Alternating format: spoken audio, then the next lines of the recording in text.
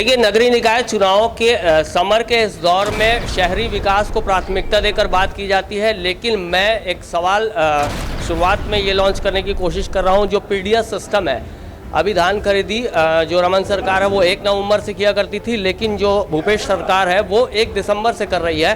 तो इसका एक प्रभाव शहरी क्षेत्र में भी पड़ेगा। जो राशन कार्डों के जरिए जो चावल का आवंटन होता है उसमें भी प्रभाव पड़ सकता है। तो इन सब विषयों के साथ में जो मूलभूत समस्याएं, मूलभूत ज़रूरतें, उन पे भी बात होगी। पंडित जी, जैसे कि शहरी क्षेत्र है तो उसमें अभी जो धान खरीदी का जो 1 महीने का लेट हो रहा है उसका क्या प्रभाव पड़ेगा? देखिए, कांग्रेस की सरकार जब नहीं बनी थी तो इन्होंने कहा था कि हम एक एक दाना धान का खरीदेंगे।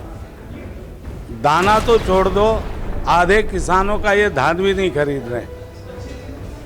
अब वो पहले हम 1 नवंबर से खरीदते थे, आज वो 1 दिसंबर से खरीद रहे हैं। पंजाब और हरियाणा 15 अक्टूबर को सरकार ने घोषणा किया था, लेकिन वहाँ के लोगों ने आंदोलन कर दिया कि नहीं।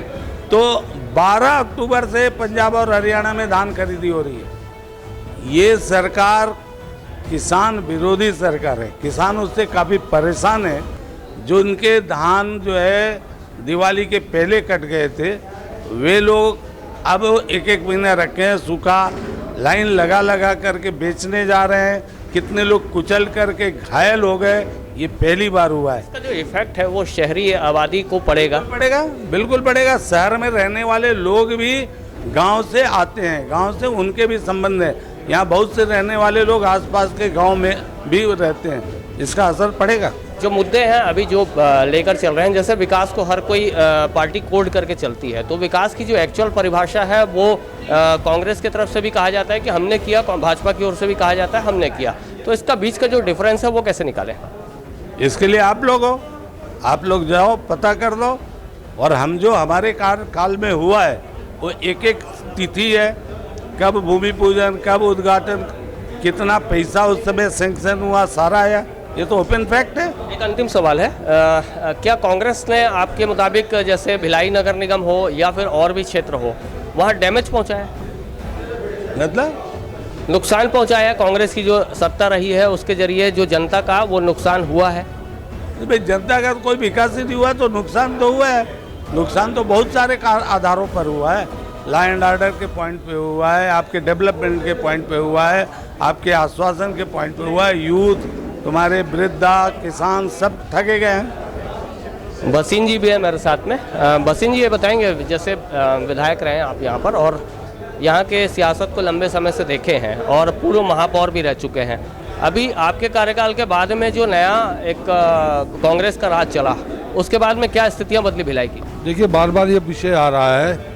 कांग्रेस के लोग बड़ा दावा कर रहे हैं कि हमने 3 साल में विकास किया, और हम उनको 30 साल की चुनौती देते हैं कि 30 साल में कांग्रेस के द्वारा किए हुए विकासों में। और मेरा तो दावा है, चूँकि मैं बहुत लंबे अरसे से भिलाई में राजनीति से जुड़ा हुआ है, मैं तो दावे से साथ कहता हूँ भिलाई में जब भी विकास हुआ है गैर कांग्रेसी का।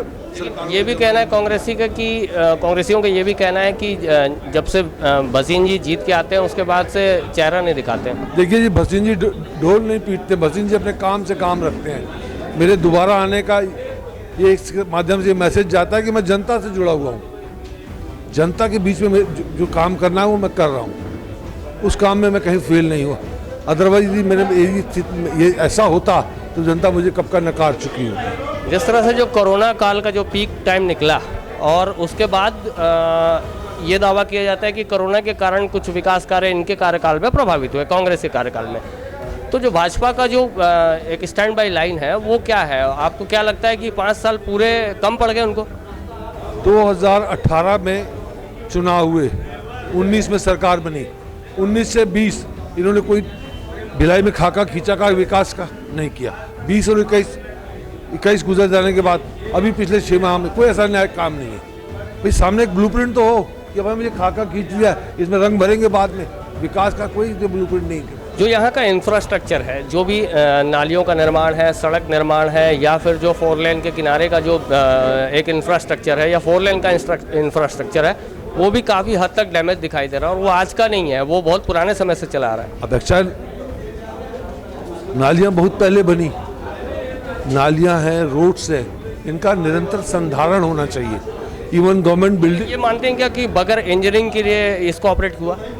भाई हम अपने घर में रहते हैं तो हर साल घर में छोटा मोटा पुताई, छोटा मोटा हैचिंग पैचिंग कराते हैं ना, तो ये संधारण के काम है, पब्लिक यूज़ के काम है, इनका संधारण कोई करता ही नहीं।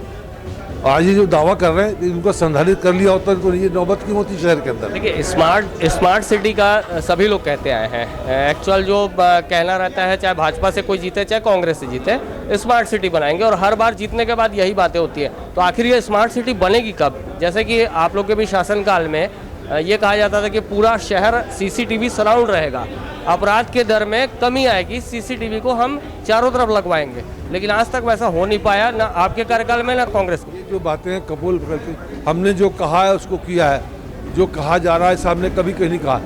हमने शहर के विकास की बात की थी, विकास किया। इस शहर में सबसे बड़ी समस्या थी पेयजल की, उसको 1 चरण 2 चरण, ये भारतीय जनता पार्टी की देन है और निरंतर क्रम जारी था। अब ये बीच में अवरोध जो हुआ 5 साल का, ये इससे भिलाई आने वाले 10 साल के लिए और पीछे चला गया है। एक अंतिम सवाल, आपको तजुर्बा है पुराना, और उसके आधार पे क्या देखना चाहते हैं आप? आगे भिलाई को किस रूप में देखना चाहते हैं? देखिए, मुझे जो जनता के बीच में जाने के बाद लगता है भिलाई की जनता बहुत संवेदनशील जनता है और बहुत सहिष्णु जनता है। जनता आमतौर पर अपनी प्रतिक्रिया व्यक्त नहीं करती, मगर चुनाव में अपना मत जरूर देती है और चुनाव के माध्यम से वो अपनी रिएक्शंस, अपनी प्रतिक्रियाएं व्यक्त करती है। और जो भिलाई में पिछले 3 सालों में हुआ है, भिलाई की जनता उसके खिलाफ वोट करेगी और कांग्रेस को इसका सबक देगी। तो ये विद्यारतन भसीन जी और प्रेम प्रकाश पांडे जी, लगातार राजनेताओं की प्रेस कॉन्फ्रेंसेस होती आ रही हैं और साफ तौर पर कांग्रेस का भी पक्ष रखा जाता है और भाजपा भी अपने पक्ष को दमखम से रख रही है। और साफ तौर पर जैसे आपने सुना, हमने जनता के सवाल नेताओं के सामने रखे और उन सवालों पर जवाब भी मांगा, तो साफ तौर पर यही कहना था कि जो भी विकास कार्य हुए वो इनके कार्यकाल में हुए और जो विपक्षी दल हैं उनके कार्यकाल में विकास कार्यों से ये भिलाई शहर भी और जो बाकी अन्य नगरीय प्रशासन व्यवस्था है वो व्यवस्था चौपट रही। इसी तरह की और खबरों से आपको रूबरू कराते रहेंगे। हमारा ये प्रोग्राम आपको अगर अच्छा लग रहा है तो इस प्रोग्राम को आगे बढ़ा दीजिए। हमारे चैनल को आप सब्सक्राइब कर सकते हैं, लाइक कर सकते हैं, और आपकी वीडियो पे कोई राय हो तो अपने कमेंट बॉक्स में ये राय, आप अपनी कीमती राय ज़रूर रखें। नेशन फर्स्ट ABK न्यूज़ के लिए छत्तीसगढ़ के भिलाई से मैं हूं शशिकांत तिवारी।